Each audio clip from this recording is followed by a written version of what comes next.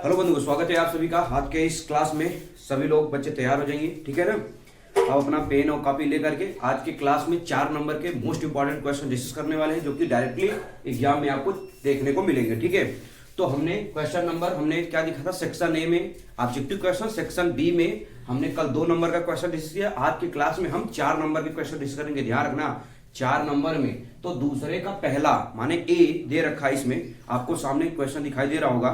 पहले हम पढ़ दे रहे हैं, क्या कर रहा है, किन्हीं 5 खंडों को हल करना है। कितने? 5 खंडों को। लेकिन मैं आपको जितना दिया है पूरा का पूरा सॉल्व करा दे रहा हूं, ठीक है। अब ध्यान दो, 6 क्वेश्चन दिया है, 6 के 6 देखना ध्यान से।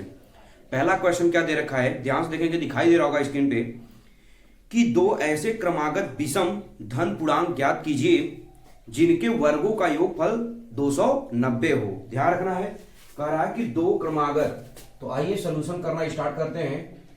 तो आपका क्या दे रखा है कि मान लेते हैं, हल करने से पहले मान लेंगे, क्या माना कि विषम कहा है ना, तो माना दो क्रमागत विषम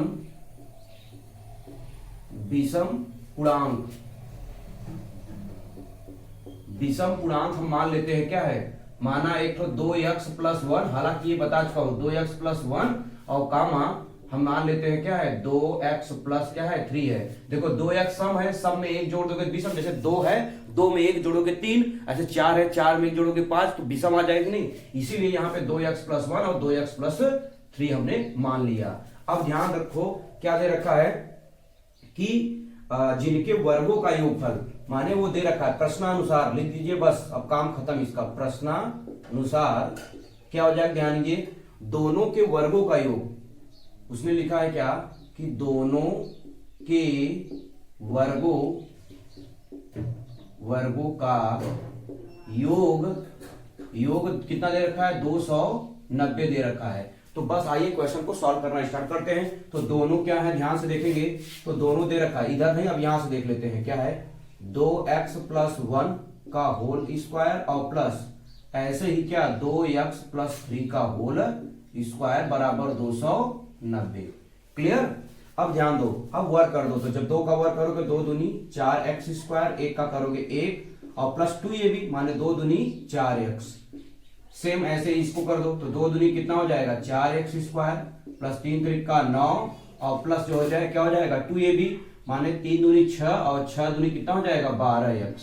आपको ये हल करना आना चाहिए बच्चे, ध्यान रखना क्या बोल रहा हूं, ये a+b का होल स्क्वायर इतना तो आना चाहिए बेसिक।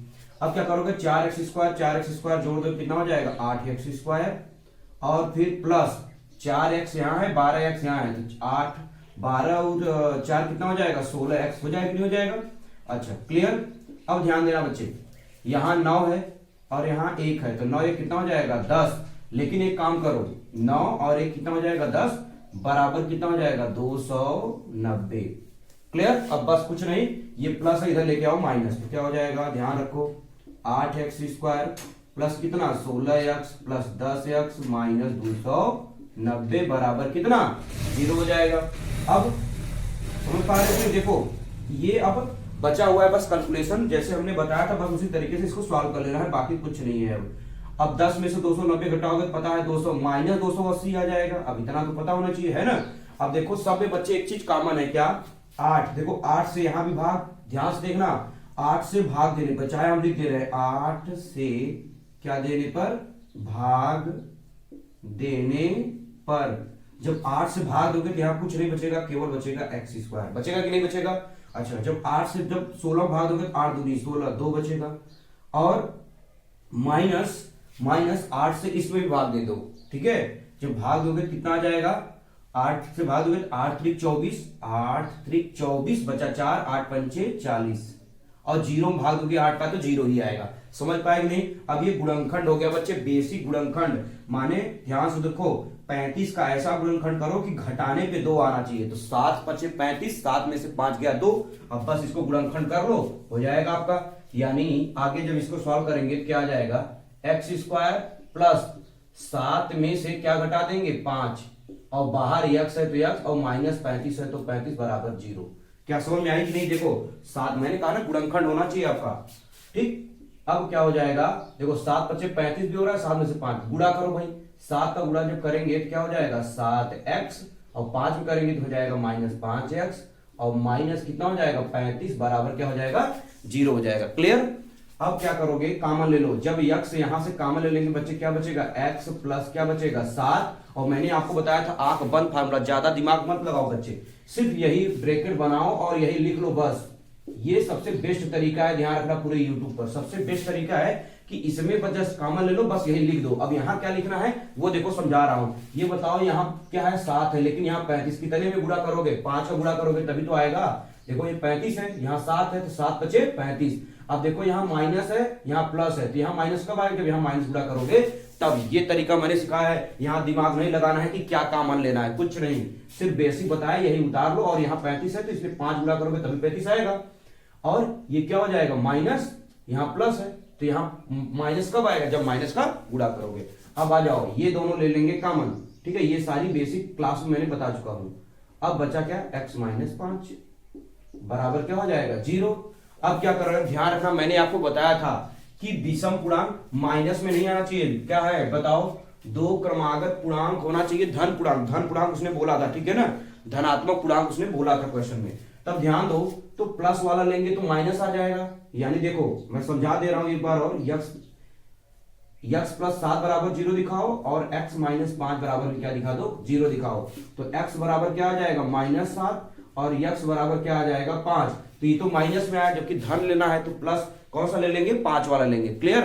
तो आपका क्या हो जाएगा 5 आ गया। तो लास्ट में हम लिखेंगे क्या, अतः, ध्यान रखना, अतः दो क्रमागत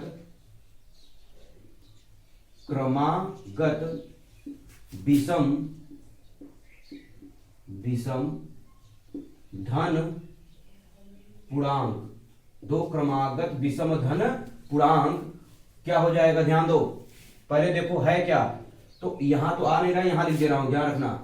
2 क्रमागत विषम धन पूर्णांक क्या है, 2x + 1 है एक ठो, और एक ठो है 2x प्लस कितना है 3। तो यक्ष का मान यहाँ पे 5 है, देखना ये माइनस वाला नहीं रखना है बच्चे, ध्यान रखना, 5 रखोगे क्या आ जाएगा 2 × 5 + 1, और ऐसे यहां पे आ जाएगा 2 × 5 प्लस कितना हो जाएगा 3। क्लियर।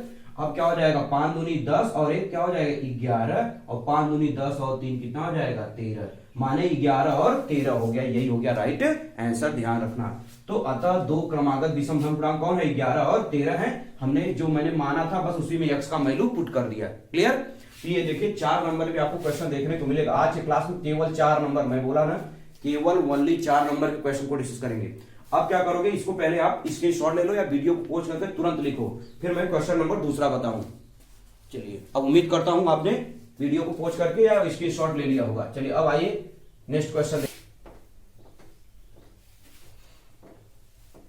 चलिए अब ध्यान दीजिए, अब आपको स्क्रीन पे दिखाई दे रहा होगा, ठीक है, स्क्रीन पे एक क्वेश्चन दिखाई दे रहा होगा, दूसरे का बी क्या है, ध्यान रखेंगे, 2 अंकों की एक संख्या के अंकों का योग 9 है, माने 2 अंकों की एक संख्या है जिनके अंकों का जो योग है ये 9 है।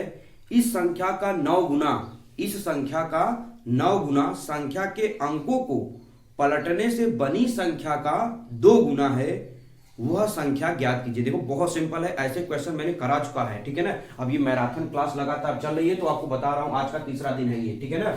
अब आ जाओ देखेंगे क्या, तो सबसे पहले मान लेंगे क्या, ध्यान रखना, माना इसमें क्या बोला है आपका कि वह संख्या ज्ञात कर लीजिए, माना संख्या, माना इकाई का अंक, पहले ऐसे मान लेते हैं, इसमें यही माना जाता है, इकाई का, माना इकाई का अंक, इकाई का अंक हमने मान लिया x, तथा दहाई, ये मेथड है बच्चे, ध्यान रखना, ये रट्टा मान लो जरूर आएगा, 100% देख लेना। दहाई का अंक हमने मान लिया क्या y है, इकाई का अंक x, दहाई का अंक y हमने मान लिया। तो संख्या क्या आएगा बताइए, संख्या क्या बन के आएगा बताइए, ध्यान रखना। तो संख्या बताओ, इकाई का अंक कितना है x, और दहाई का अंक कितना है y है, तो दहाई का अंक y है, इसलिए इसमें 10y लिख देंगे। ध्यान रखना दिमाग में याद रखना, ये हालांकि बेसिक पढ़ा चुका हूं, इकाई केवल x और दहाई माने 10 होता है, इसलिए 10y लिखोगे हमेशा, ध्यान रखना ये संख्या हो गया। अब क्या क्या है प्रश्नानुसार, ध्यान रखेंगे प्रश्नानुसार क्या उसने बोला है, ध्यान दो। प्रश्न के अनुसार बोला है कि अंकों का योग माने अंक, ये भी अंक है ये भी अंक है, इसका योगफल यानी x प्लस वाई बराबर आपने मतलब 9 दे रखा है, इक्वेशन नंबर फर्स्ट मान लेंगे। ध्यान दो क्या बोला, अंकों का योग माने x प्लस वाई बराबर 9 उसने दे रखा है, क्लियर। अब आगे देखो, इस संख्या का 9 गुना माने ये जो संख्या आया इसका 9 गुना यानी x प्लस 10y का कितना गुना, 9 गुना संख्या के अंकों को पलटने पे। संख्या के अंक माने क्या, देखो अब अंक पलट देना, ये अंक है ये भी अंक है, बताया ना अंक माने हैं, तो ये वाला अंक यहां पे ये वाला यहां पे पलट देना है, यानी y और प्लस क्या आ जाएगा 10x आ जाएगा। समझो पहले अंक को पलटने का मतलब यही है कि y वाला यहां पे x वाला यहां पे लिख देना है, क्लियर।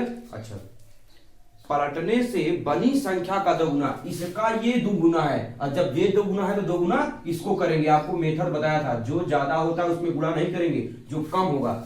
इससे ये दोगुना था लेकिन इसमें गुणा नहीं करेंगे बच्चे, गुणा किसमें करेंगे, ये दोगुना करेंगे, ठीक है। अब आ जाओ क्वेश्चन को सॉल्व करते हैं। जब सॉल्व करेंगे 9 का गुणा करेंगे तो यहाँ कितना हो जाएगा 9x और प्लस 9 का गुणा जब 10 में करेंगे 10 9 कितना हो जाएगा 90y बराबर 2 का गुणा y में करेंगे कितना हो जाएगा 2y और प्लस 10 दूनी कितना हो जाएगा 20x। क्या इतनी बात समझ में आई कि नहीं आई, ठीक है, ये हो गया। अब आगे जाओ, इसको सॉल्व कर देंगे। क्या सॉल्व करोगे, देखो x को इधर लेके चले जाओ, y को इधर लेके चले जाओ, यानी ध्यान दो ये है कितना 90y और माइनस कितना 2y, ये y इधर लेके जाओ, इसको इधर लेके जाएंगे क्या हो जाएगा 20x माइनस 9x हो जाएगा, नहीं हो जाएगा, घटाओ भाई, 90 में 2 घटाओगे कितना आ जाएगा 88, ध्यान रखना 88y बराबर 20 में 9 घटाओगे क्या आ जाएगा 11x आएगा कि नहीं आएगा, सिंपल, बिल्कुल सिंपल है। अब क्या करोगे, देखो 11 से कट जाएगा, 11 से काटोगे तो 11 88 यानी इधर आ जाएगा 8y बराबर कितना x, इक्वेशन नंबर सेकंड। अब कुछ मत करना, ध्यान से देखो बहुत आसान है।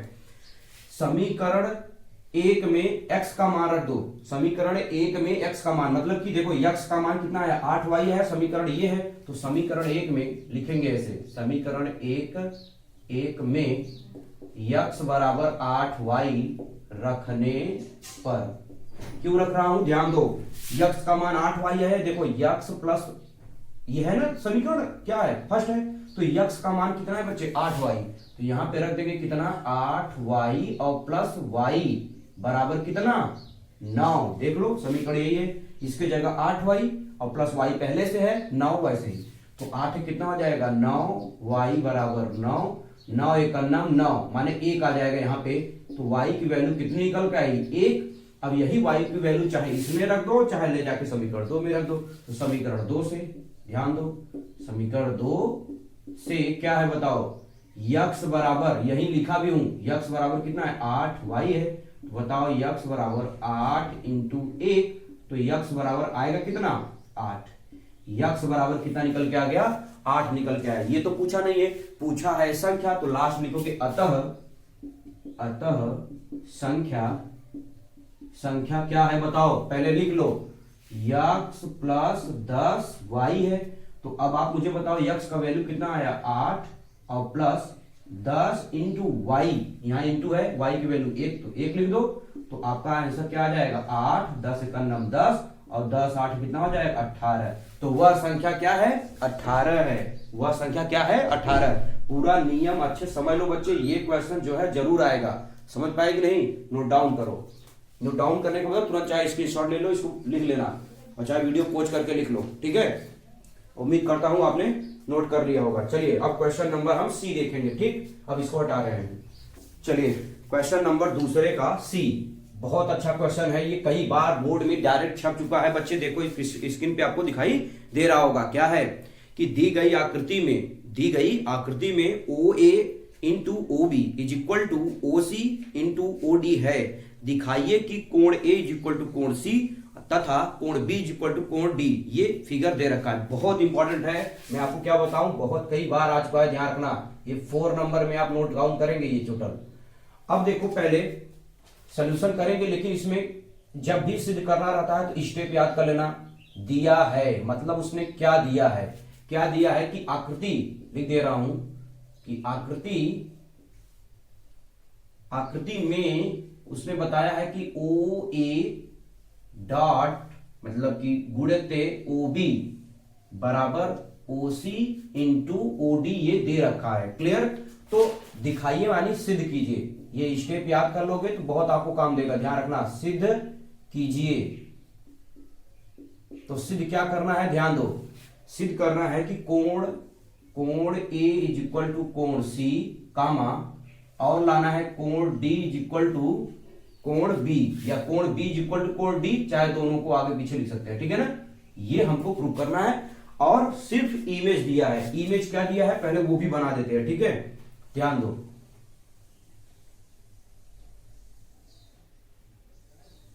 चलो हमने ये बना दिया आपका इमेज, ठीक। चलो अब नाम ए, ये आपका बी है, यहां आपका सी है और यहां डी है, और ये परस्पर बिंदु ओ पे प्रच्छेद कर रहे हैं। ध्यान दो, ये परस्पर बिंदु ओ पे प्रच्छेद कर रहे हैं। क्या इतनी बात क्लियर हुआ कि नहीं? अब ध्यान दो, अब क्या करना है, ये दिया था, ये सिद्ध करना है। अब हम चलेंगे उपपत्ति में। ध्यान रखना, बहुत ही आसान है बच्चे, उपपत्ति में, उपपत्ति, ठीक। तो उपपत्ति में चलेंगे। उपपत्ति का मतलब अब हम उसको बताएंगे कि कैसे कैसे आएगा। तो ध्यान रखना बच्चे, सबसे पहले ध्यान दो वो दिया क्या है। इसमें देखो कितने त्रिभुज दिखाई दे रहे हैं, 2 त्रिभुज दिखाई दे रहे होंगे। ध्यान से देखना, इसमें कितने त्रिभुज दिखाई दे रहे हैं, 2 त्रिभुज। एक त्रिभुज ए ओ डी और एक त्रिभुज दिखाई दे रहा है बी ओ सी। दिखाई दे रहा है कि नहीं दिखाई दे रहा है? 2 त्रिभुज आपको दिखाई दे रहे होंगे। क्लियर? अब ध्यान दो, तो लिखेंगे क्या कि त्रिभुज, ध्यान रखना क्या लिख रहा हूं, त्रिभुज ए ओ सी तथा बी ओ सी में, अरे सॉरी यार, ए ओ डी है ना, यहाँ पे डी है सॉरी, डी है। अब ऐसे क्या हो जाएगा, बी ओ सी, ए ओ डी और बी ओ सी। बहुत आसान क्वेश्चन है, बस ध्यान रखना। इस समय ये दे रखा है, क्या दिया है वही लिख रहा हूं, देखो ओ ए इंटू ओ बी बराबर ओ सी इंटू ओ डी, ये आपका दे रखा है, ठीक है। ये देखो ओ ए ओ बी ये इंटू और ओ सी और ओ डी दे रखा है, ठीक है। अब आ जाइए हम इसको सॉल्व करेंगे। ध्यान रखना, हम क्या करेंगे, ओ सी, देखो ध्यान समझ लो बच्चे, मैं क्या कर रहा हूं, ओ ए यहां नीचे दिखाई दे रहा होगा, ओ ए छोड़ दो यहीं पे जैसे है, ये ओ सी सीधर भाग दे दो तो यहां आ जाएगा ओ सी बराबर, ये ओ डी यहीं पे छोड़ दो, ओ डी छोड़ दो और ओ बी से दे दो भाग, तो यहां हो जाएगा ओ बी। फिर समझो, ये गुणा में है ही, इसको इधर बी ओ बी का भाग इधर दे दिया, ओ सी का भाग इधर दे दिया। ये क्या है, 2 भुजाएं हैं, इसमें मतलब यस और यस मिला है। ध्यान रखना, ये कहां है, देखो ओ ए बटे में ओ सी, और उसी प्रकार से क्या, ओ डी बटे में ओ बी। ये इस त्रिभुज का, ये इस त्रिभुज का है। अब एक ठो अपने मन से ढूंढना है। ध्यान रखना, ये आपका दिखाई देगा शीर्षाभिमुख कोण। कौन सा कोण, शीर्षाभिमुख कोण। तो लिखेंगे शीर्षाभिमुख कोण से, आगे देखो शीर्षाभिमुख कोण से, शीर्षाभिमुख कोण से क्या हो जाएगा, कोण ए ओ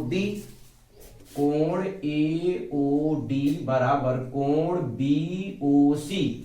ये वाला जो कोण है, इस कोण बी ओ सी के क्या हो गया, बराबर। ये क्या है, कोण माने ए मिल गया, ये मिल गया ए, तो लिखोगे क्या, समरूपता की कसौटी। समरूपता की कसौटी से कौन सा समरूपता लग रहा है, बताओ कौन सा लग रहा है, यस यस ए, माने भुजा भुजा कोण, माने 2 ठो भुजाएं, ये वाला भुजा बटे ये वाली भुजा और ये वाली भुजा बटे ये वाली भुजा, 2 ठो भुजा और 1 ठो कोण, ये पढ़ाया हूं। तो लिखोगे क्या, यस यस ए समरूपता की कसौटी से, ठीक है, समरूपता की कसौटी से क्या हो जाएगा कि त्रिभुज ए ओ डी समरूप हो जाएगा त्रिभुज किसके, बी ओ सी के। यानी ये दोनों त्रिभुज समरूप हैं। समरूप का मतलब जो है बराबर नहीं होता, माने इसकी जो शकल है इसके जैसा दिख रहा है, चाहे छोटा हो चाहे बड़ा हो, फर्क नहीं पड़ता। अब जब ये समरूप हो गया, देखो जब ये समरूप हो गया, इसलिए समरूप हो गया, इसलिए आपका क्या हो जाएगा, ध्यान दो कि ये जो कोण है, ध्यान रखना, जो इसमें पूछा है क्या, कोण जो ए है कोण किसके बराबर हो जाएगा, सी के, और कोण जो बी है वो बराबर हो जाएगा किसके, डी के। क्यों, क्योंकि ये क्या हो गया, समरूप हो गया। अब आप यहां पे थोड़ा सा ध्यान रखना, ये आपका लिखने में बस त्रिभुज, अब इसको अगर हम सही से लिखेंगे, ध्यान रखना, ए ओ डी और ऐसे बी ओ सी को हम सही से अगर लिखना चाहेंगे त्रिभुज, यहां ऐसे भी लिख सकते हैं क्या, सी ओ बी, सी ओ बी ऐसे भी तो लिख सकते हैं बच्चे। देखिए यहां सी ओ बी, हमने तो सिर्फ ऐसे लिखा है कि इस तरीके से लेंगे, लेकिन लेंगे किस प्रकार से, ए ओ डी तो सी ओ बी भी लेंगे। ध्यान से रखना इस बात को, समझ पाए कि नहीं। मैंने किस लिए ऐसा लिखा था, आपको बताने के लिए कि ये त्रिभुज ले रहे हैं, लेकिन जब पूरा फाइनली हल करेंगे, क्यों हल कर रहे हैं ध्यान रखना। यहां पे कोण ओ बराबर कोण ओ है, इसी प्रकार से कोण ए बराबर कोण सी हो जाएगा और कोण डी बराबर कोण डी हो जाएगा। तो यहां पे क्या हो जाएगा, कोण ए बराबर कोण सी तथा कोण डी बराबर क्या हो जाएगा, कोण डी हो जाएगा। तो ये आपका क्या हो गया, इति सिद्धम, यही आपसे पूछा था, ठीक है कि नहीं। तो ध्यान रखना, इति सिद्धम, ठीक। अब ये क्वेश्चन पहले आप नोट डाउन कर लो, बहुत अच्छा क्वेश्चन है। देखो बहुत लंबा क्वेश्चन है नहीं बच्चे, सिर्फ जो है दिमाग और कॉन्सेप्टली क्वेश्चन है, इसको ध्यान से देखो और इसको नोट डाउन कर लो। ऐसे क्वेश्चन आपको देखने को जरूर मिलेंगे 100%, ठीक है। नोट डाउन करो इसको।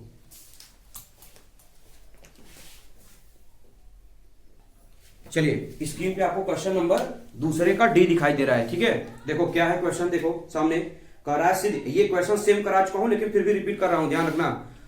सिद्ध कीजिए कि दो समकेंद्री वृत्तों में बड़े वृत्त की जीवा जो छोटे वृत्त को स्पर्श करती है, स्पर्श बिंदु को समद्विभाजित करना है, माने सिद्ध करना है कि वो समद्विभाजित करना है। ध्यान रखना, पहले क्वेश्चन को ध्यान से समझो। कह रहा है कि दिया क्या है कि दो समकेंद्री वृत्त, तो हम लिख दे रहे हैं दिया है, ध्यान रखना, प्रूव करना है तो लिखना पड़ेगा ये दिया है। क्या लिखेंगे कि दो समकेंद्री वृत्त, इसका नाम भी दे देंगे, ठीक है, दो संकेंद्रीय वृत्त क्या लिख दे रहे हैं, ध्यान रखना, दो संकेंद्रीय वृत्त का मतलब दे रहे हैं, देखो सी वृत्त मान लेते हैं, क्या है, दो संकेंद्रीय वृत्त सी ओ आर है, ठीक है। और तथा ये सी माने हैं तो अगले को हम मान लेते हैं, क्या है, मान लेते हैं अगला वृत्त जो है सी डैश है, केंद्र तो ओ ही रहेगा लेकिन त्रिज्या मान लेते हैं क्या है, आर डैश है। उसने ऐसा दे रखा है कि दो संकेंद्री वृत्त हैं जो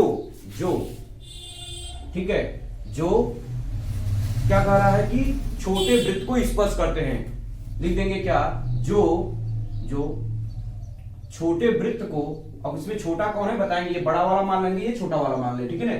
छोटे वृत्त को अपने मन से मान लेते हैं, को बिंदु मान लेते हैं, किस पे प्रतिच्छेद कर रहा है, मान लेते हैं पी पर प्रतिच्छेद करता है या स्पर्श करता है, यही सॉरी क्या बोला है, प्रतिच्छेद नहीं, स्पर्श करता है, तो लिख लो स्पर्श करता है, प्रतिच्छेद नहीं बच्चे, स्पर्श करता है, ठीक है। ये उसने दे रखा है। अब पहले ध्यान दो, सिद्ध क्या करना है, अभी थोड़ा सा कम समझ में आएगा लेकिन ध्यान दो, जो क्वेश्चन ये पढ़ चुका है उसको तो तुरंत कर भी लिया होगा, ठीक है ना। चलो सिद्ध कीजिए, उसने क्या सिद्ध करने के लिए कहा है, ध्यान दो। अब पहले तो मैं आपको फिगर बना दे रहा हूं, ध्यान से देखो कि जैसे कि दो संकेंद्रीय वृत्त का मतलब, ध्यान दो कि जैसे हमने एक वृत्त बनाया, ठीक, और एक वृत्त और बना दिया इसी के अंदर, ये ऐसे थोड़ा टेढ़ा बाकू है तो आप समझ लेंगे, ठीक है, टेढ़ा वृत्त थोड़ा बनेगा ही। ये है केंद्र O, ये है वृत्त C और ये है वृत्त C डैश, माने बड़ा वाला C और ये छोटा वाला C डैश। अब भाई त्रिज्या तो अलग अलग होंगी, त्रिज्या तो क्या होगी, अलग अलग होगी, ध्यान रखना। तो चलिए थोड़ा सा इसको सही से बना देता हूं, चलो ये यहां बनानी है स्पर्श रेखा, ठीक है। ये देखो, ये मैंने कहा यही बिंदु P पे स्पर्श करता है, देखो P पे स्पर्श करता है, और ये हो जाएगा छोटे वाले वृत्त की त्रिज्या, जिसे कहेंगे क्या, R। छोटे वृत्त की त्रिज्या को क्या माना है, R डैश माना है, सॉरी इसको क्या माना है, R डैश हमने मान लिया है, ठीक है। तो हम लिख देंगे क्या, R डैश, ये छोटा वाला। लेकिन बड़े वाली अगर त्रिज्या मानेंगे तो ये बड़ा वाला क्या हो जाएगा, बड़ा वाला, बड़े वाले को हमने माना है R, देख लो, बड़े वाले को माना है R, बड़ा वाला वृत्त C, बड़े वाले की त्रिज्या R, छोटे वाला C डैश और छोटा वाला त्रिज्या R डैश। इसको बिंदु बिंदु P पे स्पर्श करता है, तो इस बिंदु को हम मान लेते हैं A है, और इस बिंदु को क्या मान लेते हैं, B है। तो सिद्ध क्या करना है कि ये वाला भाग इस वाले भाग के क्या है, बराबर है, यही कह रहा है। तो लिखेंगे सिर्फ क्या करना है कि AP बराबर क्या लाना है, PB, ये हमको प्रूव करनी है। माने समविभाजित का मतलब होता है बच्चे दो बराबर भागों में बांट रहा है, कौन, जिस बिंदु पे स्पर्श कर रहा है। उसने बोला है ना कि स्पर्श बिंदु समविभाजित पर है, माने समविभाजित करता है, ये प्रूव करना है। अब आ जाओ, ये सिद्ध करना है। अब यहां पे लिखते हैं क्या, उपपत्ति, ठीक है, यहीं पे देख लो उपपत्ति। अब जब उपपत्ति में जाएंगे तो बच्चे ध्यान दो, इसमें कुछ करना नहीं है, सिर्फ ध्यान दो बच्चे। यहां पे आपका दो त्रिभुज बन रहा है, इधर भी मिला दो भैया, इधर भी मिला दो। जब इधर मिलाओगे तो ये भी तो आर रहेगा ना, बड़ा त्रिज्या ये भी है, बड़ा त्रिज्या ये भी है, यह छोटा त्रिज्या है। क्लियर। अब ध्यान दो, इसमें दो त्रिभुज दिखाई दे रहे हैं क्या आपको, कितने त्रिभुज, दो त्रिभुज दिखाई दे रहे होंगे। एक त्रिभुज क्या है, ध्यान दो, चाहे इधर से नाम ले लो, AOP BOP दिखाई दे रहा है कि नहीं, तो दो त्रिभुज। उपपत्ति में लिखेंगे क्या, त्रिभुज AOP तथा त्रिभुज BOP में, ध्यान दो, दोनों त्रिभुज में चले जाएंगे, दोनों त्रिभुज में चले जाएंगे। अब ध्यान दो, अब क्या लिखेंगे कि ध्यान दो, ये भी त्रिज्या R है, ये भी त्रिज्या R है, माने बराबर है, यानी OA बराबर क्या है, OB, यानी OA बराबर क्या है, OB, और ये बराबर क्या है, R, बराबर क्या है, R, यानी एक को भुजा मिल गया। सेकंड चीज ध्यान रखना बच्चे, ये देखो दोनों में कॉमन है, ये त्रिज्या R डैश, देखो जब ये त्रिभुज बनाएंगे तब ये आएगा, और ये भी त्रिभुज बनाएंगे तब पे भी यही आएगा, क्या आएगा, R डैश, यानी OP लिख दे रहे हैं, OP बराबर OP बराबर क्या है, R डैश, और ये क्या है, उभयनिष्ठ भुजा,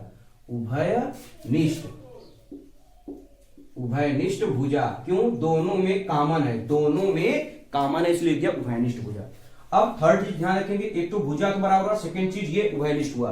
अब ध्यान रखेंगे स्पर्श बिंदु पे, ध्यान रखेंगे, लिखना पड़ेगा वृत्त के केंद्र से स्पर्श बिंदु को मिलाने वाली रेखा स्पर्श रेखा पे लंब होती है, स्पर्श रेखा पे लंब होती है। तो लिखना पड़ेगा पहले, चूंकि हमें पता क्या है, चूंकि हमें पता है या हमें मालूम है, ऐसे भी लिख सकते हो, हमें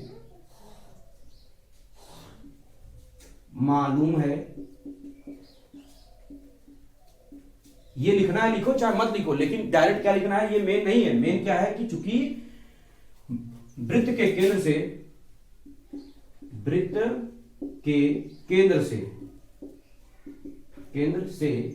स्पर्श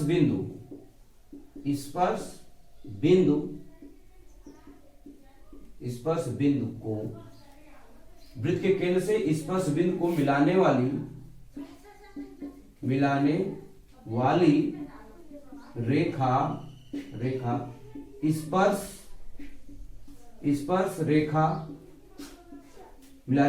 स्पर्श रेखा पर लंब होती है। क्या होती है, लंब होती है। ये सब लिखना पड़ेगा, ध्यान रखना, और ये सब कठिन नहीं है, बस ध्यान से जो पढ़ रहा है उसको सब समझ आ रहा होगा, है ना। इस यानी OP, ध्यान को लिख रहा हूं, OP लंब है किस पर, AB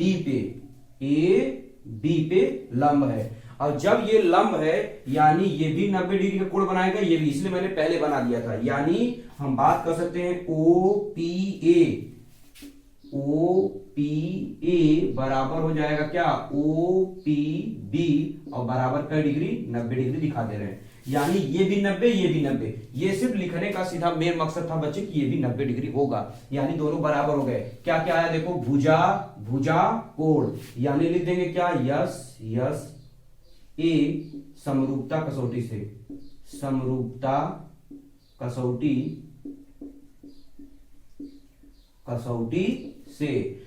कसौटी क्या हो जाएगा, दोनों त्रिभुज समरूप हो जाएंगे, यानी क्या हो जाएगा, त्रिभुज या देखो समरूपता कसौटी नहीं लगाएंगे तो ये भी तो बता सकते हैं सर्वांगसम लगा सकते हैं। समरूप अगर नहीं लिखना, चूंकि हमको तो बराबर लाना नहीं है ये वाला भुजा ये बराबर लाना है, बराबर तभी होगा जब सर्वांगसम होगा। तो एक काम करते हैं, यहां समरूपता नहीं, ये क्या हो जाएगा सर्वांगसमता कसौटी से, ठीक है, सर्वांगसमता कसौटी से क्या हो जाएगा त्रिभुज AOP सर्वांगसम हो जाएगा त्रिभुज किसके BOP के। अब जब एक बात ध्यान रखना, जब त्रिभुज सर्वांगसम होता है तो क्या होता है प्रत्येक भुजा और प्रत्येक कोण बराबर हो जाता है। तो हमको भुजा बराबर लाना है, यानी AP बराबर क्या हो जाएगा PB। तो इसलिए AP बराबर क्या हो रहा है PB हुआ, और लास्ट में लिख लेना क्या इति सिद्धम। देखो कठिन कुछ भी नहीं है बच्चे। अब अगर आप इससे डरोगे कि ऐसा क्वेश्चन कठिन है, तो कठिन बिल्कुल नहीं है। जो बच्चे और भी पढ़ रहे हैं, पढ़ने वाले तो बहुत बच्चे हैं, लेकिन अगर आप थोड़ा सा कम मेहनत किए होंगे, इसको बढ़िया से 1 2 बार 3 बार 4 बार रिवाइज कर लेना तो अच्छे से आ जाएगा, ठीक है। अब ये पहले क्वेश्चन नोट डाउन करो, तब फिर हम 2 का ये डी कंप्लीट हो गया, फिर 2 का ई चलेंगे, ठीक है। लिखिए साइड हो गए हैं, स्क्रीनशॉट ले लो आप। चलिए अब हम क्वेश्चन नंबर 2 का ई देखेंगे, ठीक। चलिए यहां से हटाते हैं। चलो तो क्वेश्चन दिखाई दे रहा है क्या 2 का ई सामने दिखाई दे रहा होगा। क्वेश्चन कह रहा है कि एक थैले में 3 नीली 2 सफेद और 4 लाल गेंद हैं। यदि इस थैला में से एक गेंद यादृच्छिक निकाली जाती है तो इसकी क्या प्रायिकता है कि वह गेंद सफेद नीला है लाल है। बहुत आसान क्वेश्चन है बच्चे, ऐसा क्वेश्चन मैं बता भी चुका हूं, लेकिन आ जाओ देख लो। दूसरे का ये लास्ट क्वेश्चन है, ठीक है। सॉरी एक और क्वेश्चन बचा है दूसरे में, ठीक है। तो क्या दिया है कि एक थैला है, दिया क्या है कि एक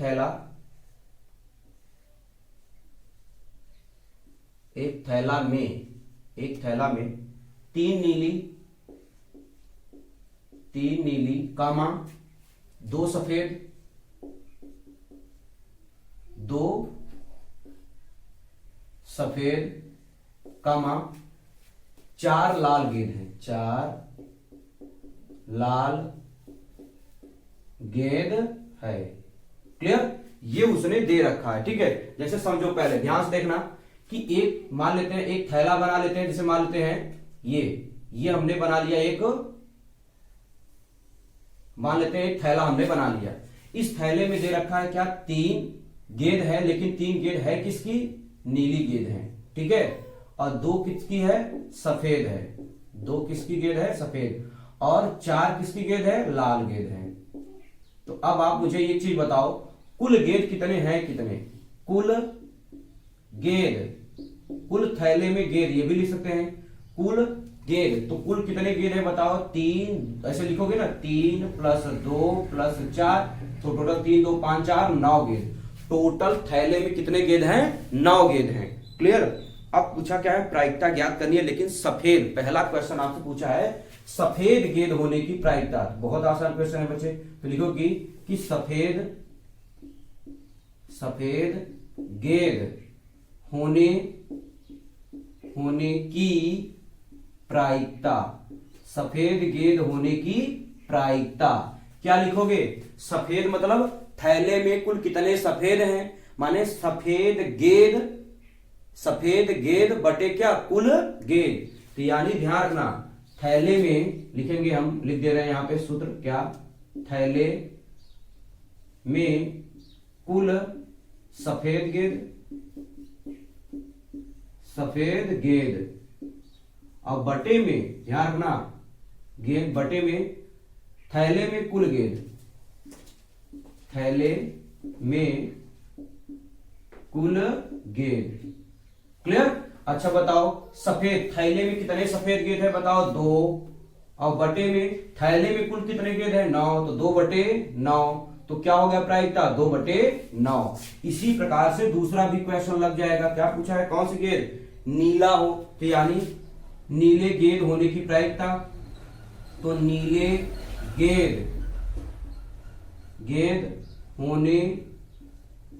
होने की प्रायिकता, नीला गेंद होने की प्रायिकता। तो नीला गेंद होने की प्रायिकता क्या होगा, थैले में कुल नीले गेंद और बटे में थैले में कुल गेंद। तो थैले में कुल नीले गेंद सूत्र बना लेना, ठीक है ना। अब लिख दे रहा हूं एक ठो, थैले में कुल नीले, ठीक है, थैले में कुल नीले गेंद, गेंद बटे में थैले में कुल गेंद, थैले में कुल गेंद। सूत्र जरूर बनाना, डायरेक्ट आंसर मत देना बच्चे, इस बात को ध्यान रखना। जैसे थैले में नीले गेंद कितने हैं, देखो नीले कितने हैं, 3 और बटे में कुल कितने हैं, 9। जब इसको काट भी दोगे कितना आ जाएगा, 1/3 आ जाएगा। 1 बटे कितना आ जाएगा, 3। उम्मीद करता हूं नीचे दिखाई दे रहा होगा, ठीक है ना। अब ध्यान दो, एक और क्वेश्चन पूछ रहा है क्या इसमें, कि लाल गेंद होने की प्रायिकता। तो यहां देख लो, थर्ड क्वेश्चन यहां बता दे रहा हूं। तो बताओ लाल गेंद होने की प्रायिकता, लाल गेंद होने की प्रायिकता क्या हो जाएगा बताओ। लाल गेंद होने की प्रायिकता माने थैले में कुल लाल गेंद, थैले में कुल लाल गेंद। तो लिख दोगे क्या, थैले में कुल लाल गेंद और बटे में थैले में कुल गेंद, थैले में कुल गेंद, ठीक है। हिंदी थोड़ा समझ के चलना बच्चे, ठीक है ना। अब थैले में लाल गेंद कितने हैं, देखो कहां पे है, लाल गेंद कितने हैं, 4। लाल गेंद कितने हैं, 4 और बटे 9। हो गया आंसर। बताओ ये 4 नंबर बताओ, कुछ रहा, कुछ नहीं है इसमें, जरा सा भी दिमाग नहीं लगाना। हाँ, सूत्र जरूर, बिना सूत्र लिखे आप आंसर नहीं दोगे, इस बात का विशेष तौर पर पता होना चाहिए, ठीक है ना। तो ये क्वेश्चन नंबर कौन सा है, ई। अब हम थोड़ा सा सामने से हट जा रहे हैं, आप तुरंत पहले इसको नोट डाउन कर लो, चाहे स्क्रीनशॉट ले लो, ठीक है।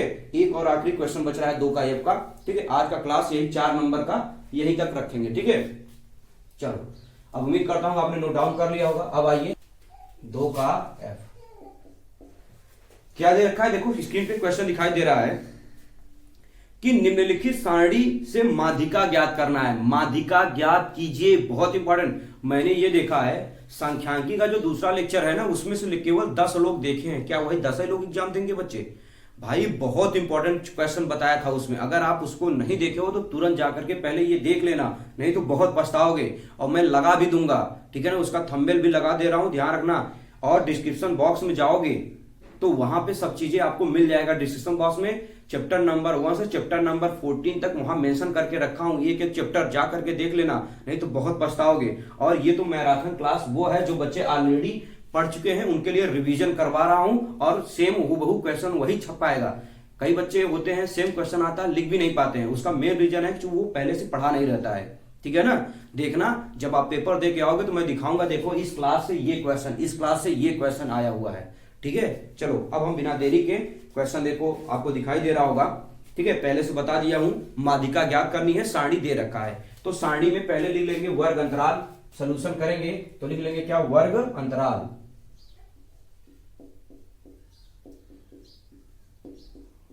तो वर्ग अंतराल दे रखा है, और क्या दे रखा है, बारंबारता, ठीक है। वर्ग अंतराल लिख लेंगे और एक तरफ क्या लिख लेंगे, बारंबारता। बारंबारता माने एफ, बारंबारता यानी हम लिख दे रहे हैं यफ, इसको क्या बोलते हैं, यफ यानी फ्रीक्वेंसी बोलते हैं, ठीक है। ये हमने लिख लिया, ठीक। अब ध्यान दो क्या क्या दिया है, पहले ये क्वेश्चन है इसलिए लिख रहा हूं। 0 से 10 दे रखा है, और 10 से कितना दे रखा है, 20, 10 से 20, 20 से 30, 30 से 40, 40 से 50 और 50 से 60, ऐसा उसने दे रखा है। तो अब क्या करेंगे, ये बना लेंगे और लास्ट में एक लाइन यहां पे लिख लेंगे, क्या, क्यों बोलता हूं, योग। क्या लिखना है, योग लिखना है। ये लाइन जो बढ़ा हुआ है उसको हटा देंगे, ठीक है। चलो अब ध्यान दो, अब माध्यिका ज्ञात करेंगे, आखिरी क्वेश्चन है, अब खत्म कहानी है। माध्यिका ज्ञात करेंगे। अच्छा, बारंबारता तो लिखा ही नहीं, बारंबारता देखो दे रखा है 7, 4, 2, 2, 3, 2, क्लियर। अब ध्यान दो, चलो ठीक है। अब हम निकालेंगे, माध्यिका ज्ञात करनी है। क्या ज्ञात करनी है, माध्यिका। और माध्यिका के लिए मैंने ये बताया था, ध्यान रखो क्या निकालनी है, पहले लिख दे रहा हूं माध्यिका, यही बगल में लिख दे रहा हूं। और माध्यिका का जो सूत्र होता है यानी माध्यिका का जो फार्मूला आपको बताया था, क्या बताया था, L plus n/2 minus C F बटे में F इंटू एच। सब क्या है, सब का सब बता चुका हूं कौन क्या है। F क्या कहते हैं कि निम्न वर्ग अंतराल माने निम्न सीमा है, और n क्या है, कुल पदों की संख्या है, CF क्या है, संचयी बारंबारता, माध्यिका वर्ग के पहले वाली बारंबारता की संचयी बारंबारता है, F क्या है, बारंबारता माध्यिका वर्ग की, और H क्या है, वर्ग की माप। सब बताया हूं, देखो कैसे निकलता है, जो सीखे नहीं है ये सब कैसे निकलता है ध्यान से देखो। अब एक लाइन और बना लेंगे यहां पे, जिसका नाम हम रखेंगे क्या, संचयी बारंबारता। संचयी बारंबारता इसको बोलते हैं, माने CF निकालेंगे, इसको बोलते हैं हिंदी में संचयी बारंबारता। क्या है ये, बारंबारता। क्लियर। अब ध्यान दो, अब कैसे निकलता है ध्यान से देखो। ये 7 है तो जैसे है वैसे नोट डाउन कर लेंगे। अब ये 7 यहां तो लिखेंगे, लेकिन ये 4 भी ऐड कर लेंगे, तो 7 4 11। अब 11 यहां तो लिखेंगे, लेकिन ये 2 ऐड कर देंगे, तो 11 तो कितना हो जाएगा, 13। अब 13 तो यहां तो लिखेंगे, लेकिन 13 में 2 जोड़ देंगे, कितना हो जाएगा, 13 और 2 कितना हो जाएगा, 15। अब 15 ये वाला फिर से यहां लिख लेंगे, लेकिन ये लिख लेंगे क्या, 3, तो 15 3 कितना हो जाएगा, 18। अब 18 यहां तो लिखेंगे, लेकिन ये 2 भी ऐड कर देंगे, 18 और 2 कितना हो जाएगा, 20। यानी इसको भी जोड़ोगे तो 20 ही आएगा, आप चाहे देख लेना। इसी को बोलते हैं क्या, एन। इसी को क्या बोलते हैं, यन। कैपिटल यन लिखो या स्मॉल यन लिखो, बात एक ही है, ठीक है। चलो हमने शायद वहां पे कैपिटल यन बताया था, कैपिटल यन, यानी यन का मान निकल के आया कितना, 20। क्लियर हुआ कि नहीं हुआ। अच्छा, यन का मान यहां से दिखाई दे रहा है 20, चाहे यहां पे हम लिख सकते हैं कि यन बराबर कितना निकल के आ गया, 20 कामा। अब आ जाओ माध्यिका निकालेंगे। क्या निकालेंगे, माध्यिका। माध्यिका निकालेंगे कैसे, ध्यान रखना कि कौन सा होगा, तो ध्यान रखना माध्यिका कितने पद है, 20। 20 एक क्या है, सम संख्या है, चलो ब्रैकेट में लिख दे रहा हूं, ये क्या है, सम है, ये क्या है, सम है। तो सम संख्या बराबर क्या होता है, सम। माध्यिका बराबर एक फार्मूला बताया था, n/2 वहां जब सम आता है तब n/2 वहां पद, और फार्मूला भी ग्रुप में भेजा हूं, यही नहीं यूट्यूब पर भी शॉर्ट वीडियो में भी अपलोड किया हूं फार्मूला। तो क्या है फार्मूला, नीचे दिखाई दे रहा है, नीचे। तो आपका क्या हो जाएगा, यहां पे लिख दे रहा हूं क्या, n/2 वहां पद और प्लस n/2 प्लस 1 वहां पद, ये हमने बताया था, ठीक है। अब थोड़ा सा चेक कर लेते हैं नीचे दिखाई दे रहा है कि नहीं दिखाई दे रहा है, तभी बताएं, ठीक है। चलो दिखाई दे रहा है, लेकिन चमक बहुत रहा है यार, 1 मिनट।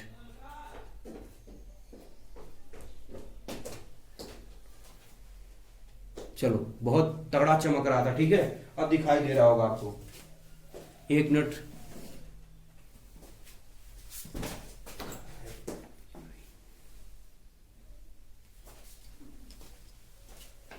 चलो देखो आपको दिखाई दे रहा है, ठीक है ना। थोड़ा सा भाई चमक रहा था, माफी चाहेंगे, लेकिन अब आपको सही दिखाई दे रहा है, ठीक है ना। ये हमने पूरा समझाया, आप समझ सकते हो, ऐसा नहीं कि विजिबिलिटी नहीं था, विजिबिलिटी था, ठीक है ना। तो लाइट आ गया इसलिए चमक रहा था। अब ध्यान दो, n/2, तो n का मान कितना है, n माने ये, यही n कह रहा हूं, 20। तो ध्यान दो, 20/2, 20/2 वहां पद और प्लस क्या, 20/2 प्लस 1 वहां पद।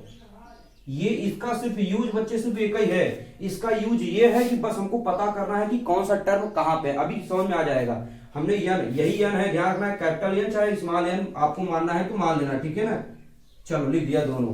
अब 20वां माने क्या, 20 से काटोगे 10 हो जाएगा, तो आगे यहां पे बता दूं क्या, यहां पे देखो लिख दे रहा हूं 10वां पद, ध्यान दो 10वां पद और प्लस क्या, 10 1 11वां पद, बस इतना काम है। इसके बाद इसका कोई काम नहीं है, यानी काटोगे तो 10 आएगा और 10 से काटोगे 10 1 11, माने 10वां और 11वां पद। तो बताओ 10 और 11 पद किसमें मिलेगा, क्या इसमें मिलेगा, क्या इसमें मिलेगा, क्या इसमें मिलेगा, इसमें तो 10वां मिल जाएगा, इसमें 10वां पद तो मिल जाएगा, लेकिन बताओ क्या आपका 11 इसमें मिलेगा, बिल्कुल मिलेगा भाई, 10 है 11 है, ये छोटा है, समझो बच्चे, ये है आपका छोटा। और छोटा का मतलब होता है इसमें नहीं आएगा 10 अंक, लेकिन इसमें 10 भी आ जाएगी, 11 तक चाहिए ही। तो यानी ये वाली लाइन को कर लेंगे हेडलाइन, ध्यान रखना हमने क्या कहा, ये वाली लाइन कर लेंगे हेडलाइन।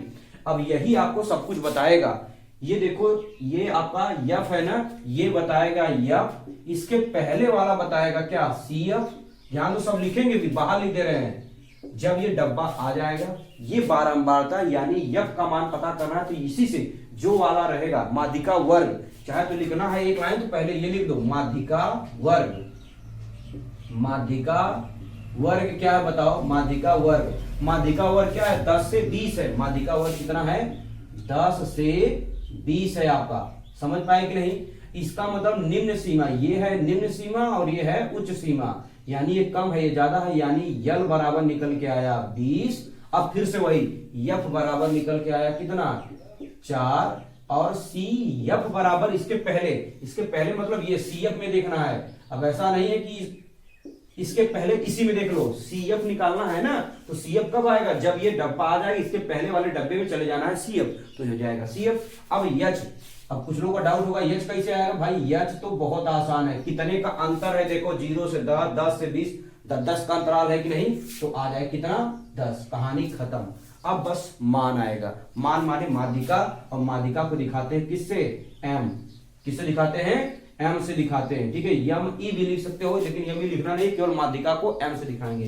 तो क्या आएगा बताओ, एल, एल की वैल्यू कितनी है 20, तो लिख देंगे कितना 20, प्लस यन, यन बराबर यहां आया हुआ है 20, तो टोटल लिख देंगे 20 और बटे में 2, minus C F, C F की वैल्यू 7 बटे में एफ, एफ की वैल्यू कितनी आई है 4, तो बटे में 4 इंटू एच, एच का मान आया है 10। क्या इतनी बात समझ में आ गई? अब ध्यान दो, 20 और प्लस काट दो, जब काटोगे कितना आएगा 10 आएगा, 10 माइनस 7, 10 माइनस 7 बटे में 4 इंटू 10, तो जब हल करेंगे तो आ जाएगा 20 और प्लस 10 में से 7 घटाएंगे तो 3 आ जाएगा, और 3 का गुणा 10 में करेंगे कितना आ जाएगा 30 और बटे में 4। तो आगे जब हल करेंगे तो 20 और प्लस भाग दो, 7 चौका 28, भाग देंगे ना 4 से, तो 4 सत्ते 28, 2 बचेगा और 4 पंचे 20, 7.5 आ जाएगा। तो जोड़ दोगे तो कितना आ जाएगा 27.5, 27.5, ठीक है। तो आपका माध्यिका क्या आया 27.5 आ गया। क्लियर? ये आप नोट डाउन कर लो। अब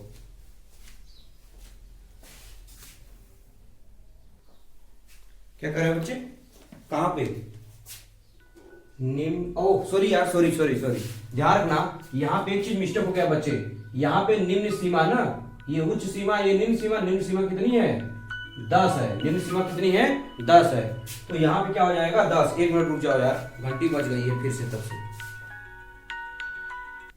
ठीक है। चलो ध्यान दो बच्चे, थोड़ा सा मिस्टेक हो गया है, ध्यान दो। हमने गलती कर दिया, क्या हमने बोला निम्न सीमा लेना, निम्न सीमा माने 10 से 20 है तो 10 ही लेंगे, तो कुछ नहीं करना बच्चे, जहां पे ये यल का मान 10 रखो बस, और कुछ नहीं, सब कुछ सही है, बस यहाँ पे 10 रख दो, ठीक है। तो यहाँ पे जब 10 रखोगे तो 10 7 कितना हो जाएगा 17.5 आ जाएगा, ठीक है। राइट आंसर 17.5 होगा, ध्यान रखना, वो थोड़ी सी मिस्टेक हो गई बच्चे, समझ गए नहीं? तो माध्यिका आपका क्या आ गया 17.5 आ गया, ठीक। ये पूरा नोट कर लेना। हाँ, कहीं कहीं पे आपको दिखाई नहीं दे रहा था, थोड़ा चमक रहा था, तो ध्यान रखना, ये क्वेश्चन दिया था, ये बारंबारता दिया था। अब हमने ये कैसे पता किया, ध्यान दो। सबसे पहले हमने क्या निकालेंगे, सीएफ, सीएफ क्या निकालेंगे, ये 7 है तो 7 लिख देंगे। अब ये 7 एक बार लिखेंगे, लेकिन ये 4 जोड़ देंगे तो 11। अब ये 11 यहां लिखेंगे, ये 2 वाला ऐड कर देंगे 13, फिर 13 यहां लिखेंगे, 2 ऐड कर देंगे 15, 15 यहां लिखेंगे, लेकिन 3 ऐड कर देंगे, 15 3 18, और 18 लिखेंगे, ये 2 ऐड कर देंगे तो 20। यानी यहां भी 20 है, यहां भी 20, यानी n माने 20 माने सम, और जब सम आता है तो ये वाला फार्मूला लगाएंगे, n/2 वहां पद प्लस n/2 + 1 वहां पद। अब हमने लगा दिया तो 20/2 वहां पर, चूंकि n का मान 20 है, देखो यहाँ पे, और ऐसे यहाँ 20 है, तो काटेंगे कितना आ जाएगा 10वां 11वां पद। तो 10वां 11वां पद ये बता रहा है कि माध्यिका वर्ग है क्या, यानी 10 और 11 कहां मिलेगा, इसी में मिलेगा 11 में, 11 में 10 आ सकता है, 11 आएगा, 11 तो है ही। तो ये वाली लाइन बताएगा माध्यिका वर्ग, हमने लिख दिया माध्यिका वर्ग। अब ये यल का मान क्या, ये निम्न सीमा, ये उच्च सीमा, यल माने निम्न सीमा होता है, तो निम्न सीमा आया कितना 10। यफ कहां से आएगा, अरे ये यफ देखो है ना, इसी के नीचे देखना, जो डब्बा बना है उसी में देखना है, यफ तो सब है, लेकिन लेना कौन है, जिसमें आपका ये आएगा माध्यिका वर्ग, तो आ गया कितना 4।